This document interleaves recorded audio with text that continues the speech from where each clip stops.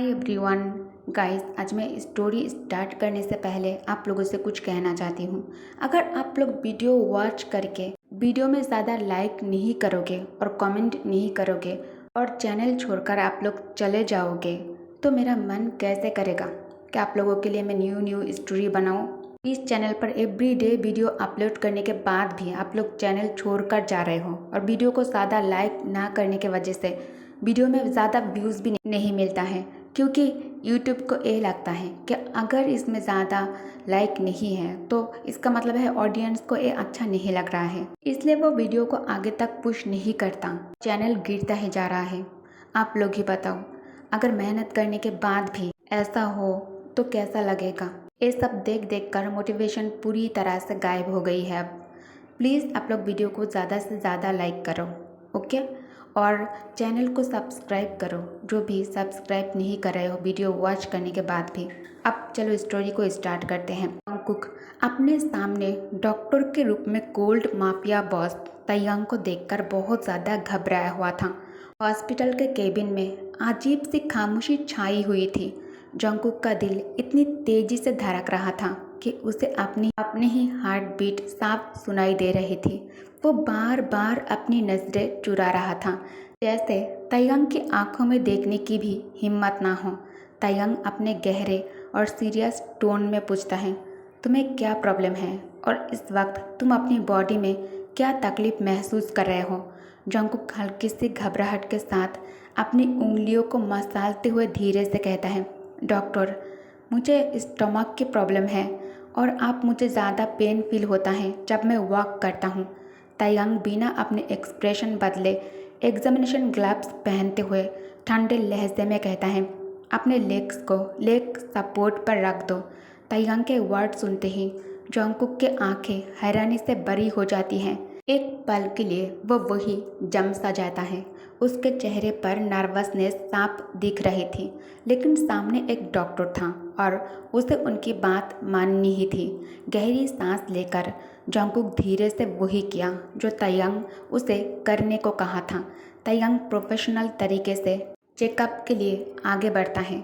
जैसे वो lower stomach area की एग्जामिनेशन के लिए अपना हाथ आगे बढ़ाता है, जंगकुक तुरंत घबराकर बोल पड़ता है, वेट डॉक्टर, आप क्या कर रहे हैं। ताइयांग उसके डरे हुए चेहरे की तरफ एक नज़र डालता है और अपनी डीप वॉइस में शांत लहजे से कहता है, ये पल्पेशन है, वरना तुम्हें क्या लगता है मैं क्या करने वाला हूँ। ये सुनते ही जंगकुक को अपनी ही बात पर शर्म महसूस होने लगती है। वो चुपचाप अपनी नज़रें नीचे कर लेता है। ताइयांग फिर से कामली एग्जामिनेशन शुरू करता है। कुछ ही पल बाद अचानक जंगकुक पेन की वजह से हल्का सा चिल्ला उठता है। ताइयांग तुरंत सीधा हो जाता है।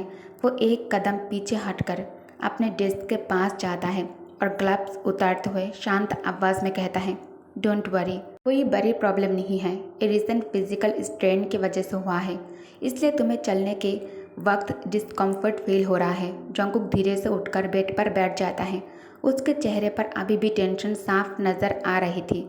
हल्की घबराहट के साथ वो पूछता है, अब क्या होगा। ताइयांग फाइल्स देखते हुए बिल्कुल काम टोन में जवाब देता है, डोंट वरी, मैं तुम्हें टॉपिकल ऑइंटमेंट प्रेस्क्राइब कर रहा हूँ। उस ऑइंटमेंट को दिन में 3 बार अफेक्टेड एरिया पर लगाना है और 1 हफ्ते तक कोई इंटेंस फिजिकल एक्टिविटी अवॉइड करना है। इतना कहकर ताइयांग धीरे से मुड़कर जंगकुक की तरफ देखता है।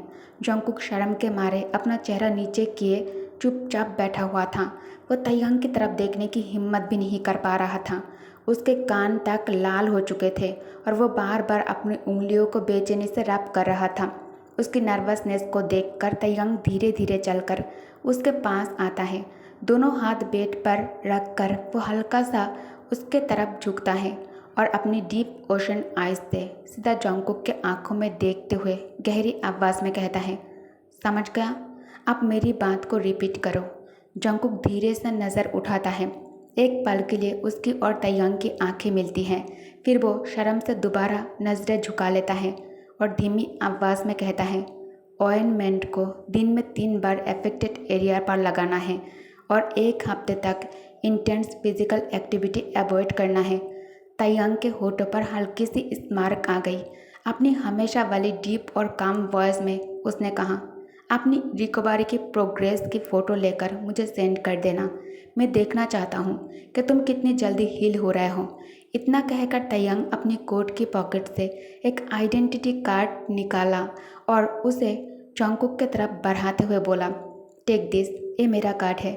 अगर तुम्हें कभी भी किसी भी तरह की मदद की ज़रूरत हो तो इस नंबर पर किसी भी वक्त कॉल कर सकते हो तुम मुझे। जंगकुक धीरे से कार्ड अपने हाथ में लिया और उसे ध्यान से देखने लगा। जैसे ही उसकी नज़र कार्ड पर लिखी इन्फॉर्मेशन पर पड़ी, उसके चेहरे का एक्सप्रेशन एक पल में बदल गया। उसके गाल शर्म और एम्बैरेसमेंट की वजह से लाल हो गए। अचानक वो बेड से नीचे उतर गया और गुस्से से तयंग की तरफ देखते हुए बोला, यू ठारकी आदमी। इतना कहकर जंगकुक बिना एक सेकंड रुके डॉक्टर के केबिन से भागता हुआ बाहर निकल गया। जंगकुक के जाते ही तयंग हल्के से डार्क करता है और वो आराम से अपने ग्लासेस ठीक करता है और फिर वापस अपनी चेयर पर जाकर शांति से बैठ जाता है, जैसे अभी कुछ हुआ ही ना हो। दूसरे तरफ जंगकुक केबिन से बाहर आकर हॉस्पिटल के कॉरिडोर में रुक गया।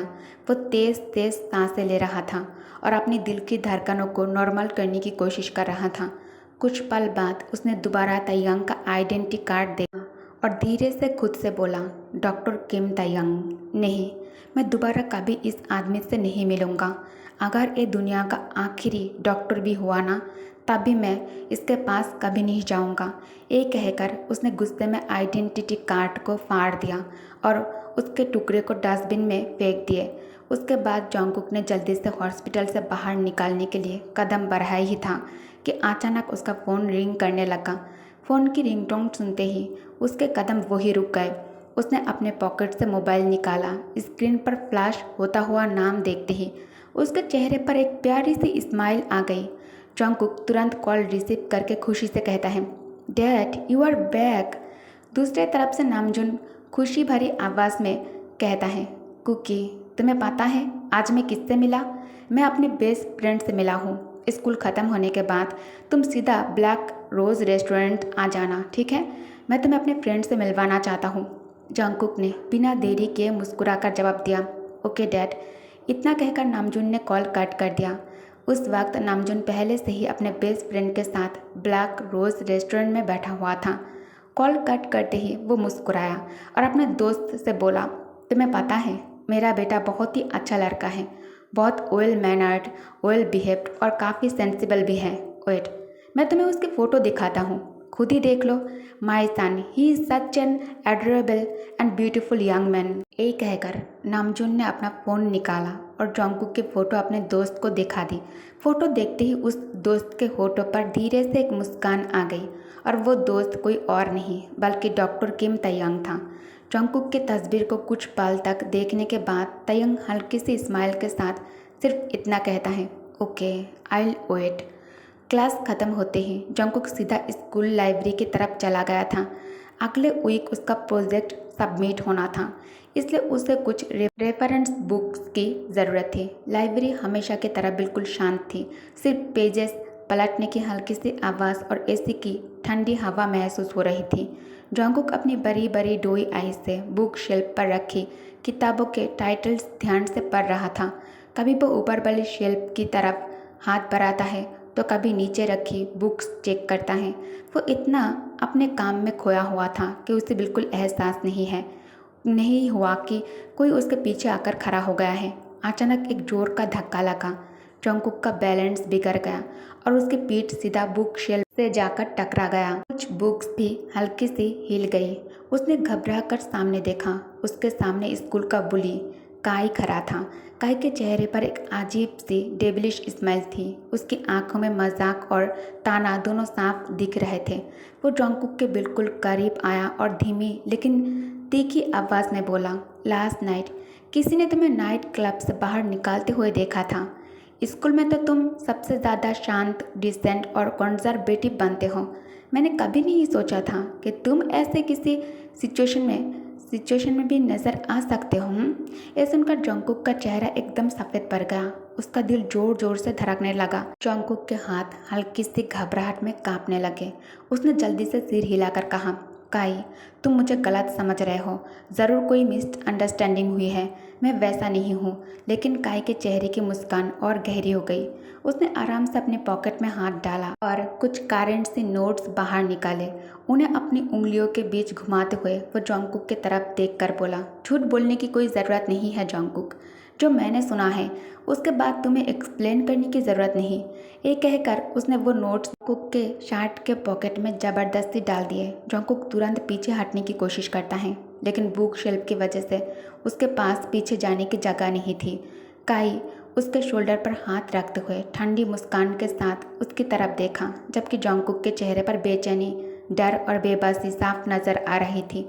जोंगकुक कहता है, मैं तुम्हें ठीक से जानता भी नहीं हूँ, इसलिए तुम मेरे सामने से हट जाओ। काई कहता है, ठीक है, तुम मुझे ठीक से जानते भी नहीं हो, लेकिन तुम अपने आप को मुझे दे सकते हो, right? Don't worry, I will treat you nicely. अगर तुम मेरे साथ टाइम बिताओगे तो तुम मुझे अच्छी तरह से जान जाओगे। जोंगकुक पीछे जाने लगता है, तभी जोंगकुक के कदम लड़खड़ा जाता है और वो नीचे गिर जाता है। काई उसके तरफ झुकने लगता है। जोंगकुक डर से कांपना शुरू कर दिया था। काई और भी ज़्यादा शैतान की तरह मुस्कुराने लगता है। काई जोंगकुक के कलाई पकड़ते ही जोंगकुक कहता है, काई लेट मी गो। काई कहता है, जोंगकुक तुम इतना नाटक क्यों कर रहे हो, जबकि तुम पहले भी ऐसा कर चुके हो। इनफैक्ट अगर मैं गलत नहीं हूँ, कल रात को ही तुमने ऐसा किया था। तो अब तुम इतना इनोसेंट बनने का नाटक क्यों कर रहे हो मेरे सामने?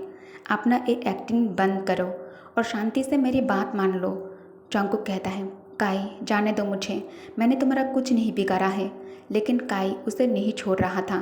काई अपने जेब से एक बॉटल निकालता है और इसे ओपन करके जोंगकुक को ब्लू रंग की एक दवाई पिलाते हुए कहता है, जोंगकुक माय डियर क्लासमेट, तुम्हारे लिए एक सरप्राइज है मेरे तरफ से। जोंगकुक खांसते हुए कहता है, काई तुमने मुझे क्या पिलाया है? काई स्मार्ट करते हुए कहता है, ये तुम अभी जान जाओगे। काई जोंगकुक के क्लोज जाने की कोशिश करता है। जोंगकुक उससे खुद से दूर करने की कोशिश करता है, लेकिन काई के दिए गए दवाई के कारण वो काई के साथ फाइट नहीं कर पा रहा था। तभी लाइब्रेरी का ग्लास डोर तोड़कर तायांग लाइब्रेरी के अंदर एंटर करता है, जिसे देख काई डर जाता है और डरकर जोंगकुक से दूर हट जाता है। तायांग को आगे बढ़ते देखकर काई हकलाते हुए कहता है, who are you? I never mess with you. बल्कि मैं तो तुम्हें जानता भी नहीं हूँ, तुम कौन हो? तायांग कहता है, who is hand touch him. काई कहता है, आई एम सॉरी, मैंने कुछ नहीं किया। तायांग कोल्ड और डेंजरस टोन में कहता है, ओके बोथ हैंड। इतना कहकर तायांग अपने जेब से माफिया वाली चीज़ निकालता है। काई कहता है, no no no sir, I am sorry. लेकिन इसका कोई फ़ायदा नहीं हुआ और बैंग, तायांग काई के दोनों हैंड का हाल एक जैसा बना दिया। जोंगकुक के विजन ब्लरी हो गया, इसलिए उसे तायांग का चेहरा ठीक से दिखाई नहीं दे रहा था। काई तायांग के सामने गिड़गिड़ाने लगता है। तायांग कहता है, next time it wasn't be your hand, याद रखना। तायांग जल्दी से कोट उतार कर इससे जोंगकुक को अच्छे से कवर करता है और उसे अपने आर्म्स में कैरी कर लेता है। जोंगकुक धीरे से कहता है, तुमने मुझे कैसे ढूंढा? तायांग बिना जोंगकुक के क्वेश्चन का जवाब दिए उसे लेकर लाइब्रेरी से बाहर आ जाता है। तभी नामजुन भी वहाँ पहुँच जाता है। नामजुन कार से निकालकर भागते हुए जोंगकुक के पास आकर वर्डली कहता है, Kookie are you okay? Jungkook कहता है, डैड आपको चिंता करने की ज़रूरत नहीं है, अब मैं ठीक हूँ। नामजुन तायांग की तरफ देखकर कहता है, थैंक यू। फिर कुकी से कहता है, मैं तुम्हारे लिए कैफ़े में वेट कर रहा था, लेकिन जब बहुत टाइम होने के बाद भी तुम नहीं आए तो हमें लगा तुम किसी मुसीबत में हो, और तब तायांग पता नहीं कैसे तुम्हें पहले ढूंढ निकाला। जोंगकुक चौंक कर तायांग की तरफ देखकर कहता है, तुम मेरे डैड को जानते हो? नामजुन कहता है, yes he is my best friend, और मैं तुम्हें उसी से मिलवाने के लिए रेस्टोरेंट बुलाया था। ओके गाइस, तो इस पार्ट को मैं यही एंड करती हूँ। Thank you for watching, bye bye.